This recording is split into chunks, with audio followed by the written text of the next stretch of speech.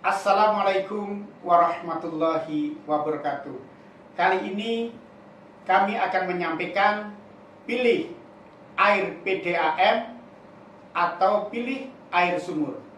Sekali lagi, pilih air PDAM atau pilih air sumur. Itu pilihan kita. Yang pertama, kita tahu bahwa air dari sambungan rumah PDAM atau SR PDAM itu tidak perlu memperhatikan jarak minimum dengan septic tank yang ada di rumah kita dengan air PDAM. Sekali lagi, air PDAM tidak perlu memperhatikan jarak minimum dengan septic tank yang ada di rumah kita. Karena apa? Karena air PDAM itu dialirkan melalui dengan sistem perpipaan. Beda dengan air sumur. Anggap saja ini sumur kita, ini septic tank kita yang ada di rumah. Air sumur memerlukan proses penggalian, ya, karena bukan sewer. Pembuatannya yang jaraknya itu sudah sebaiknya yang telah diatur di SNI, yaitu standar nasional, antara jarak sumur dengan jarak septic tank minimal adalah 10 meter. Itu yang paling penting. Sekali lagi, standar nasional Indonesia atau SNI mensyaratkan bahwa jarak minimal antara septic tank dengan sumur adalah 10 meter. Coba bayangkan, bapak-bapak kalau tinggal di perumahan yang kanan kirinya juga penuh, terus kemudian jaraknya, mungkin nggak jaraknya lebih 10 meter. Hampir sebagian besar jaraknya kurang dari 10 meter. Yang kedua, air PDAM adalah air yang melalui proses. Jadi ada proses atau tanpa proses yang memenuhi syarat-syarat kesehatan sesuai yang ditetapkan dalam Permenkes tahun 2010 nomor 492. Saya ulangi, sesuai dengan Permenkes nomor 492 tahun 2010, yaitu persyaratan kualitas air minum. Sedangkan air sumur atau yang kita kenal adalah air sumur tanah dangkal, karena ada air sumur tanah dalam yang di atas 30 meter kedalamannya. Tapi kebanyakan kalau air sumur yang ada di rumah kita adalah air tanah dangkal, itu tidak harus memenuhi persyaratan kesehatan, karena memang tidak disyaratkan. Nah, itu air sumur. Beda kalau air PDAM tapi harus memenuhi persyaratan kualitas air minum yang ditetapkan dalam Permenkes tadi. Yang nomor tiga adalah bahwa air PDAM itu rutin diuji secara klinis dengan 27 parameter di laboratorium kesehatan milik pemerintah yang terakreditasi penuh. Sekali lagi, air PDAM rutin secara klinis atau rutin secara berkala diuji atau dites 27 parameter di Labkes yang terakreditasi penuh. Sedangkan air sumur yang ada di rumah kita hampir tidak pernah diuji secara klinis. Jangankan 27 parameter. Satu saja mungkin sumur kita tidak pernah. Coba kita cek. Pernahkah Bapak atau Ibu atau Saudara yang saat ini mendengar saya di rumahnya bahwa air sumurnya itu diuji secara klinis yang memenuhi syarat-syarat kesehatan? jangankan satu, misalkan bakteri E. coli saja atau kesadarannya saja. Sedangkan air PDAM ada 27 parameter yang diuji secara klinis itu di Labkes yang terakreditasi penuh. Yang keempat, bahwa air PDAM adalah air yang diuji secara klinis, tentu saja airnya itu jernih. Kemudian airnya tidak berasa. Tentu saja airnya tidak berwarna, tidak bau, tidak mengandung mikroorganisme yang berbahaya, dan tidak mengandung logam berat. Itu air PDAM, karena sudah diuji. Sedangkan air sumur dangkal atau air tanah dangkal, kita tidak mensyaratkan sumur kita tidak harus diuji secara klinis. Bahkan air sumur yang kelihatannya jernih, misalnya kita air sumur di rumah, Pak, ini air kita jernih kok, seperti itu. Tapi karena airnya tidak diuji secara klinis, bisa jadi air yang jernih itu mengandung mikroorganisme seperti bakteri atau logam berat. Apalagi yang jelas-jelas kelihatan tidak jernih, seperti misalnya ya, berwarna kekuning-kuningan sumur. Ya, kalau yang berwarna kuning-kuningan atau berwarna keruh pasti mengandung mikroorganisme atau logam berat yang berbahaya. Kalau kita mengkonsumsi mungkin 1 hari, 2 hari, mungkin paling besar adalah 1 bulan, kita tidak masalah. Tapi coba bayangkan kalau Anda mengkonsumsi air yang tidak diuji secara klinis 10 tahun, 20 tahun. Itu menjadi pertimbangan kita. Jadi pertimbangan kita adalah pilih air PDAM atau air sumur. Sedangkan yang kelima, kita lanjutkan sebagai berikut. Yang kelima adalah air PDAM bebas bakteri E. coli dan coliform. Karena apa? Air PDAM itu dilakukan proses klorinisasi atau pembuahan, minimal klornya adalah 0,2 mg per liter. Sekali lagi, air PDAM adalah bebas bakteri E. coli ataupun bakteri coliform. Karena air PDAM itu dilakukan proses klorinisasi, yaitu pembubuhan dengan minimal sisa klor di paling ujung PDAM atau ujung pelayanan kita adalah 0,2 mg per liter. Sedangkan air sumur belum tentu bebas bakteri E. coli. Seperti tadi yang di muka kami sampaikan, berwarna kuning atau setengah-setengah berwarna kuning. Nah, karena apa? Karena tidak dilakukan pembubuhan atau tidak dilakukan proses klorinisasi tadi yang seperti dalam PDAM, ya tentu saja air sumur itu bisa jadi sekali lagi mengandung bakteri E. coli. Karena hampir kita tidak pernah setiap saat atau setiap waktu air sumur kita dilakukan pembubuhan sendiri. Andai kata kita melakukan pembubuhan, takarannya belum tentu pas. Nah, sedangkan air PDAM takarannya insya Allah sudah pas. Oke, yang keenam.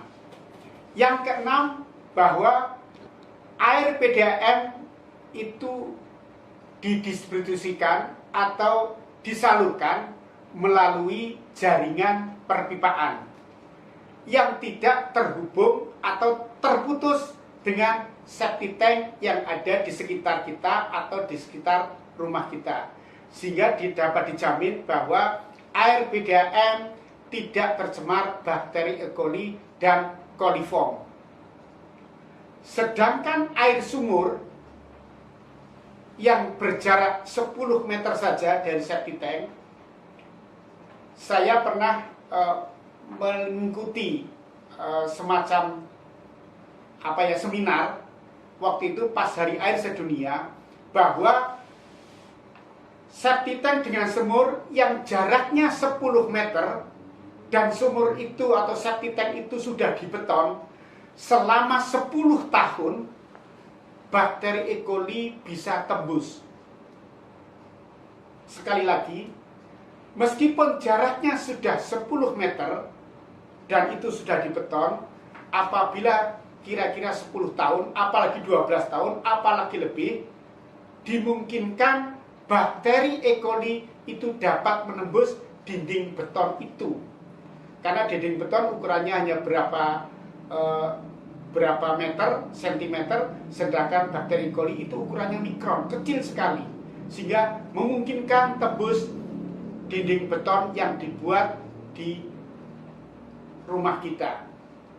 Apalagi kalau pembuatan base betonnya itu hanya disambungkan seperti misalnya ini base beton, disambungkan kayak gini, itu ada sela-selanya, ya otomatis bakteri E. coli bebas. Itu yang kena.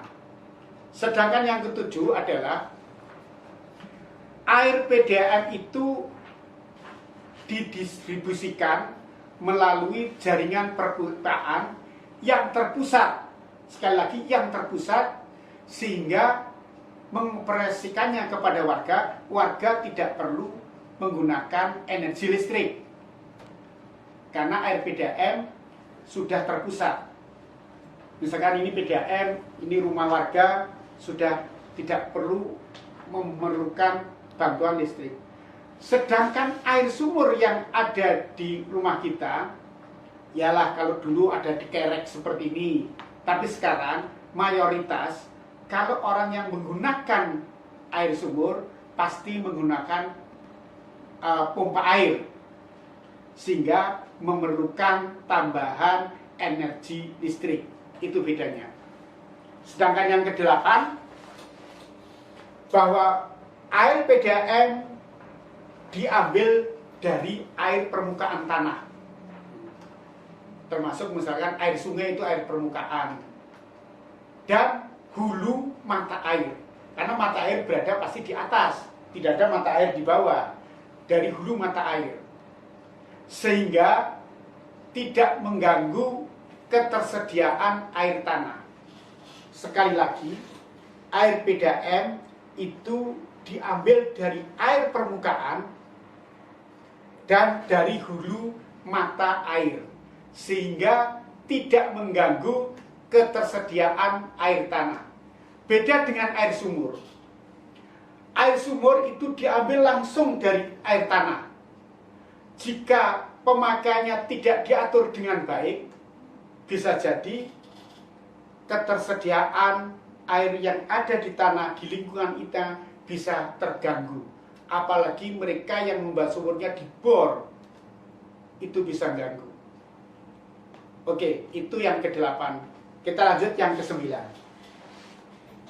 Yang ke-9, air PDAM biasanya dikelola oleh perusahaan, sehingga ada beberapa PDAM tertentu, khususnya PDAM Kabupaten Kebumen, itu mensyaratkan bahwa calon pelanggan PDAM wajib menyerahkan 2 pohon tanaman keras setinggi 1 meter, jumlahnya ada 2. Kalau di PDAM Kebumen ada program namanya BMW T21. Jadi kalau kita memakai kendaraan BMW, konotasinya kita adalah mobil mewah.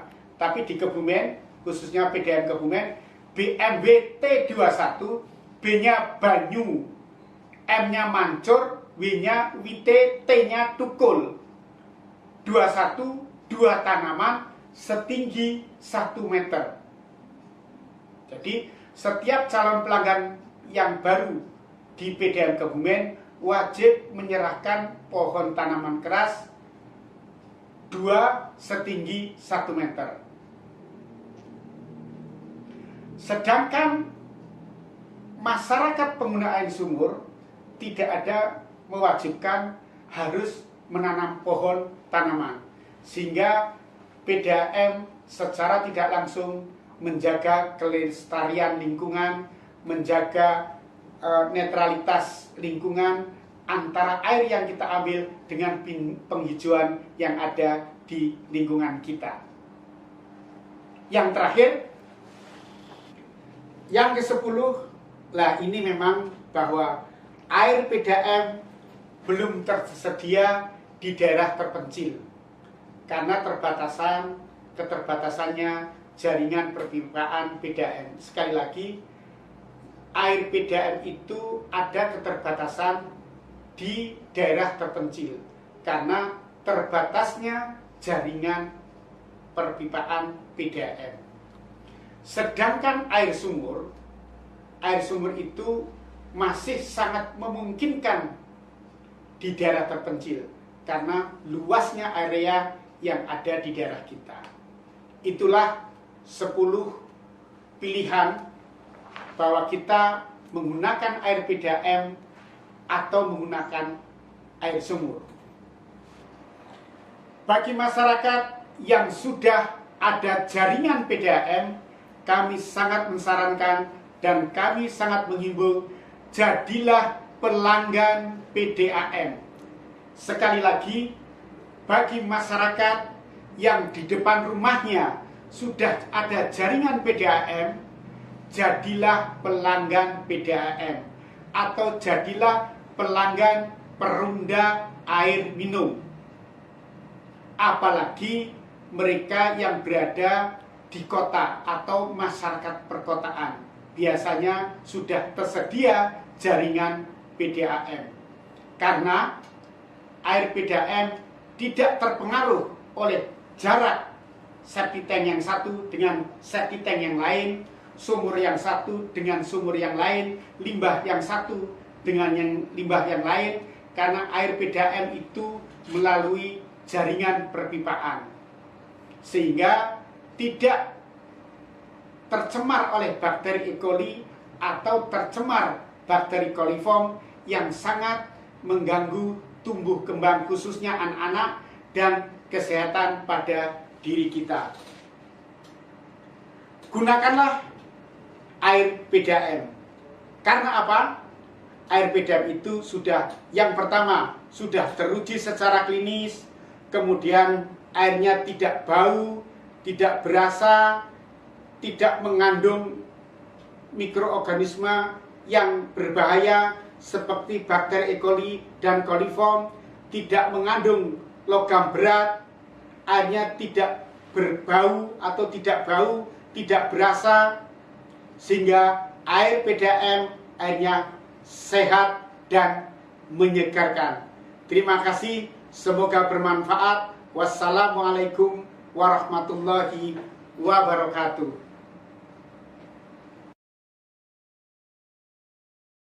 Saya Bu Sri Rahayu Ningsih. Ini di perumahan apa nggih, Bu? Perumahan Griawahi Permai, Pak. Oh, perumahan GWP Pejagoan nggih. Iya, iya. Mau tanya, Bu, Ibu kenapa kok pakai air PDAM padahal Ibu punya sumur? Karena air PDAM itu lebih jernih, Pak. Lebih jernih. Ada Iya. lagi, Bu? Terus kalau air sumur itu dekat dengan septic tank, Pak. Oh, dekat septic tank nggih. Iya, iya. Jadi Ibu ragu-ragu gitu, Bu, Iya, nggih? iya, Pak. Khawatir ya. Kalau pakai air sumur buat nyuci itu warnanya kuning, Pak. Oh gitu, coba bisa, Iya. Bu, air PDAM-nya kayak apa? Iya, iya. Ya, dibuka, Bu, nggih. Saya ingin tahu. Nggih. Ini, Pak. Oh, Lebih iya. jernih, Pak. Jernih nggih, Bu. Nggih, terima kasih, Bu. Iya, Pak. Ibu masih pakai sumur? Tidak, karena lebih bagus air pump sih, jadi saya sumurnya nggak dipakai. Oh, tapi masih punya air sumur ya? Punya. Selain itu, kira-kira Ibu sering pakai air PDAM, kenapa, Ibu? Ya karena lebih lancar airnya 24 jam. 24 jam ya, Bu, Iya. ya? Terus buat nyuci juga lebih bersih, Lebih di bersih, baju, sama iya. menghemat listrik. Oh, menghemat listrik, nggih. Iya. Terima kasih, saya dengan Bu siapa? Bu Endah. Bu Endah, nggih, dari Iya. Kebumen ya, Bu, ya? Iya. Nggih. Kenapa Ibu sering pakai air PDAM daripada air sumur? Karena air PDAM lancar. Lancar, nggih, Bu? Iya. Apalagi, Bu? Ya lancar, tidak ada kendala apa-apa. Jadi maksimal lah, normal. Airnya maksimal, nggih. Nggih. Kalau nyuci-nyuci Ibu sering pakai air PDAM atau air sumur? Ya pakai PDAM lah. Kenapa Ibu? Karena bening bersih. Bening bersih. Ya, terus minum pun juga masih pakai air PDAM. Oh, sampai diminum nggih Bu nggih. Iya, kan? Nggih. Saya dengan Bu siapa? Ibu Rodia. Terima kasih Bu Rodia. Niki sumbernya toyane kados niki putrok mboten bersih. Nggih. Mambet. Lah mulane kula seniki ngangge pam. Oh, nggih. Sing kena nggih bersih. Nggih. Toyane bening. Nggih. Nggih sehat. Nggih. Mboten mambet. Nggih. Mulane kula seniki nganggene pam. Ini Oh. kados niki ketinggal toyane bersih, pokoknya jos lah. Alasannya pakai air PDAM gimana Pak? Ya, yang jelas air sumur kami kurang bersih dan tidak layak atau tidak sehat. Makanya kami beralih ke PDAM. Satu, masalah kesehatan jelas sudah teruji di lab. Kedua kalinya airnya lancar, bersih, dan harganya terjangkau.